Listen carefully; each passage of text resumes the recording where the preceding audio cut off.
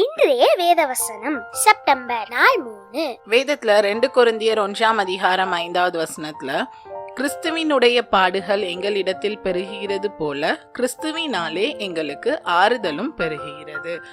நம்ம எப்பயுமே சோதனையை குறித்து அதிகமாக பேசுவோம். ஆண்டவர் என் வாழ்க்கையில் இப்படிப்பட்ட சோதனைகளை அனுமதிச்சாங்க அப்படின்னு சொல்லிட்டு.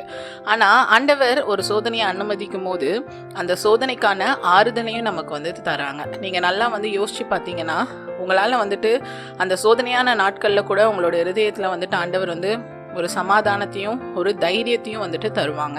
ஆனால் நீங்கள் உலக பிரகாரமான சோதனைகள்னாலேயோ இல்லைனா உலகத்தின் நிமித்தமாக நீங்கள் ஏதாவது பாடுகளில் இருந்தீங்கன்னா கண்டிப்பாக அப்படிப்பட்ட சமாதானமோ இல்லைனா உங்களுக்கு தைரியமோ இருக்காது.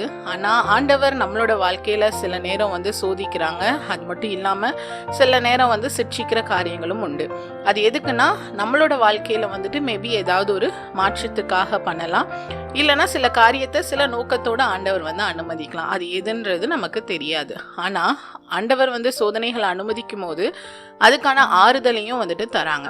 அதுதான் இங்க சொல்றாங்க, ஆண்டவர் நிமித்தமா நமக்கு பாடுகள் பெருகும் போது அது கூட ஆறுதலையும் அதிகப்படுத்துறாங்க. இப்போ வேதத்துல பவுலோட வாழ்க்கையில அநேக பாடுகளை அவர் ஃபேஸ் பண்ணாரு. ஆனா அதன் மத்தியிலையும் ஆண்டவர் அவருக்கு பலத்தை தந்தாரு. அதே போலதான் தாவீது சவுலின் நிமித்தமா அநேக பாடுகளை அவர் சந்திக்க நேர்ந்துச்சு. ஆனா அந்த நாட்களையும் ஆண்டவர் அவரோட இருந்தார். அதே போலதான் நம்மளோட வாழ்க்கையில ஆண்டவர் சில சோதனைகள் பாடுகள் அனுமதிச்சாலும் ஆண்டவர் நம்மளோட இருக்காங்க, நமக்கு ஆறுதலையும் பெருக பண்ணுகிற தேவனா இருக்காங்க. ஒருபோதும் நம்மளோட வாழ்க்கையில நம்ம சோர்ந்து போகாம தைரியத்தோடு காணப்படுவோம். Thank you. Have a beautiful day.